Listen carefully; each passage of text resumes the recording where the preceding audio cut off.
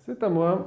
Alors bonsoir à tous. Aujourd'hui je suis venu vous parler de Spring Modulite, né version 1 été dernier.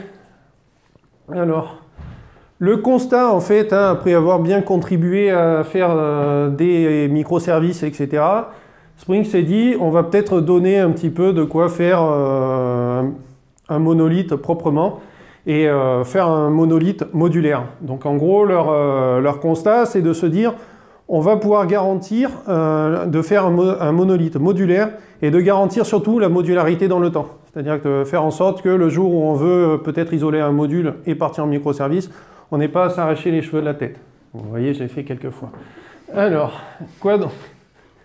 Alors du coup, on va souvent parler de ce pattern-là, enfin cette idée-là. On a deux modules qui parlent entre eux. On a le paiement et les commandes qui partent d'un côté. Quand le paiement est fait, on notifie la commande et inversement, quand il y a une commande qui fait en mise en paiement, voilà. Et en plus, on a un module en plus qui veut de temps en temps être notifié quand une commande est terminée. Donc on peut imaginer très facilement le code, c'est-à-dire que pour tous ceux qui ont fait du Spring, il y a des composants et les composants, on a des auto-wires un peu partout et au fur et à mesure que notre code évolue et qu'on augmente nos modules, eh ben, on rajoute des attributs et ainsi de suite et ça fait du code assez un peu spaghetti.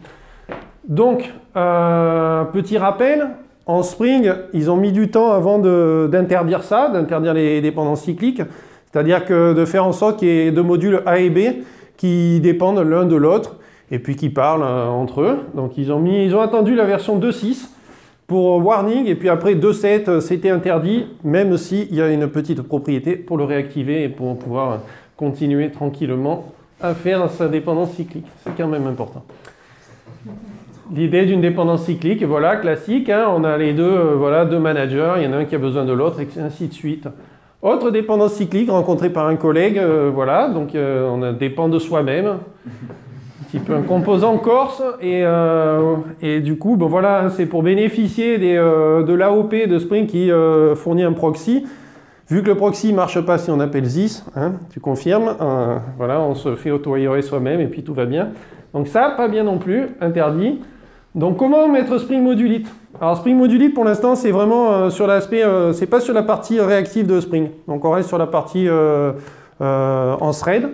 Mais vous allez voir pourquoi. Et donc en gros en dépendance, vous allez choisir, donc là bien entendu la dépendance core. Et puis après une dépendance, c'est lié plutôt, c'est toujours en contexte où il y a une base de données. Donc vous avez ou JDBC ou JPA pour l'instant et MongoDB au choix, donc selon la base de données que vous utilisez. Et éventuellement pour faire des tests, parce que ça vient aussi avec des fonctionnalités de test.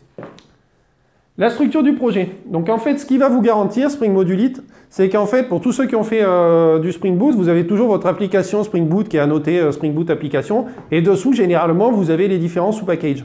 En fait, de base, à moins que vous le configuriez de manière un petit peu custom, il va considérer que tous les sous-packages qui sont sous l'application sont vos modules. C'est-à-dire que ce sont vos modules applicatifs et il va gérer plusieurs choses. Notamment, vérification, donc vous pouvez vérifier la structure du projet. Et vérifier la structure du projet, c'est pas compliqué, il suffit d'écrire un test comme ceci. C'est-à-dire vous mettez, mettons dans votre application de test de l'application, vous mettez ces lignes-là, application module, où il va chercher tous les modules d'application et vérification. Qu'est-ce que ça va faire? Ça va vérifier que vos modules n'importent pas des classes internes au module. C'est-à-dire qu'un module va juste exposer les classes qui sont juste dans le package du module, mais tout ce qui est dessous, vous ne pourrez pas le voir depuis un autre module. Pour ceux qui ont fait un peu de l'OSGI, c'est un petit peu la même philosophie. C'est-à-dire que j'ai un package de base qui est visible et tout ce qui est dessous n'est pas visible. Autre vérification, et ça c'est non des moindres, il va vérifier qu'il n'y a pas de cycle dans les dépendances de vos modules. C'est-à-dire que si vous avez trois modules A, B, C, si A dépend de B et B dépend de C, ça va, mais si jamais vous rebouclez, là il va vous gueuler dessus. Il gueule juste à la partie test, pas à la partie démarrage. Vous avez possibilité aussi de customiser en annotant les packages info. Et aussi possibilité de customiser les modules découverts, sait-on jamais, si vous avez envie de faire un sous-module domaine qui soit sous le package principal de votre module, vous pouvez avec un code comme celui-ci. Spring Modulite vient avec une approche où il va vraiment vous inciter à faire de la programmation événementielle. On voyait tout à l'heure les exemples où on auto-wirerait les composants. L'idée, c'est un petit peu de ne pas utiliser ces composants et de plutôt utiliser les événements.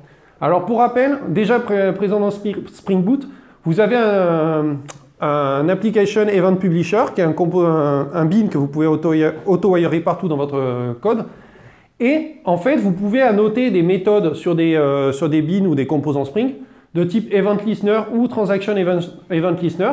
Alors, Event Listener, c'est très simple. Hein, vous publiez un événement, ça notifie directement, en fait, dans le même thread, en synchrone, l'événement qui est émis. Et donc, du coup, vous pouvez chaîner vos appels au lieu de faire un appel direct de méthode. Et ainsi, éviter d'avoir une dépendance forte. Transactional Event Listener, ça notifie en fin de transaction. C'est-à-dire que ce n'est pas un Event Listener qui se fait dans une transaction, c'est à l'envers. C'est notifié quand il y a la fin de la transaction. C'est-à-dire qu'en fin de transaction, mettons, vous publiez un événement, le code se termine, et à la fin de votre transaction, alors vous avez moyen de spécifier une phase particulière, before commit ou after commit, etc. Et ça notifiera donc l'Event Listener qui pourra faire un traitement. On voyait tout à l'heure, quand une commande est terminée, peut-être notifier un module à côté qui a envie d'envoyer un mail à quelqu'un en lui disant « Bravo, tu as réussi, tu as payé, c'est cool ». Autre truc qui vient justement avec Spring Modulite et qui est nouveau, c'est que cette approche, il voulait garantir justement la modularité des traitements et éviter que par exemple un module appelé pète pour une erreur XY et que ça se propage à la transaction mère et que ça fasse échouer l'appel total. Donc l'idée, Application Module Listener, c'est pareil, c'est-à-dire on a un Transactional Event Listener, on est en A5, donc on est asynchrone, et on est en plus dans une transaction qui est une nouvelle. Donc en gros, on est complètement autonome. Bon, vous me direz, c'est cool, ça va, on notifie des événements, c'est pas foufou. Ils viennent avec un truc en plus. Et c'est pour ça, si on reboucle avec ce que je disais tout à l'heure, vous prenez toujours une dépendance avec Spring Modulite, Mongo, si vous avez une base Mongo, etc. Vos notifications de Transactional Event Listener ou Application Module Listener, elles sont persistées en base. C'est-à-dire qu'en base, à chaque fois qu'il y a un événement qui est publié, il va le notifier, et c'est pour ça qu'il a besoin d'une transaction, il va insérer dans sa table à lui, ou sa collection si on est dans Mongo, une ligne disant tel événement a été publié par un tel avec tel paramètre, etc. Il sérialise l'objet de l'événement, et il va surtout sérialiser si jamais ça s'est bien passé ou pas passé. Donc c'est cool, donc vous pouvez, mettons, vous avez un appel service qui génère 3 événements, les 3 événements se retrouvent en base, et vous pouvez voir si jamais ça s'est bien passé ou pas passé. Bon, jusque-là, c'est cool. Autre truc, donc voilà, là c'est l'événement, voilà, il y a un événement, un transaction commit qui est arrivé, ça a publié un événement, on a 4 event listeners, il y en a 2 qui ont échoué, donc dans la base, on va retrouver ça. Il y a le rejeu possible, c'est surtout ça qui est intéressant. 2 minutes, je vais accélérer.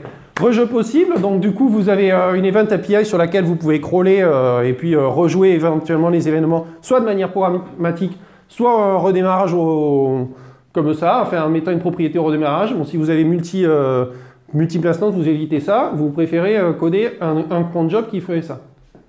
La gestion des événements peut aussi être externalisée. Alors, vous avez du JMS, du Kafka, selon votre moteur. Et pareil, vous annotez un événement et lui, il se débrouille, il va aller le router en fonction des paramètres. Là, une partie importante, vous avez moyen de mettre des tests comme à l'instar des Spring Boot tests, des application module tests, au niveau du module, et vous pouvez faire 2 types de tests, des assertable published event, donc vous jouez votre événement, votre scénario, enfin pas scénario, vous écrivez votre given when then, et then vous pouvez vérifier qu'il y a des événements qui ont été publiés. Autre vérification possible, les scénarios qui est encore plus touchy, donc c'est-à-dire vous publiez un événement et vous attendez à en voir un en sortie, donc vous êtes un petit peu en boîte noire et puis vous pouvez vérifier le comportement de votre module.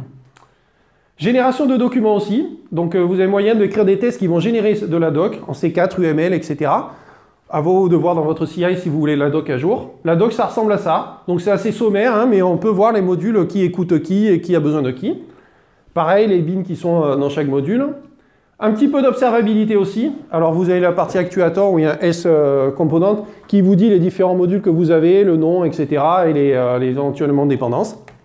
Et enfin, le tracing avec les traces, donc on peut voir la propagation d'une trace avec les appels au travers des différents modules. Et voilà.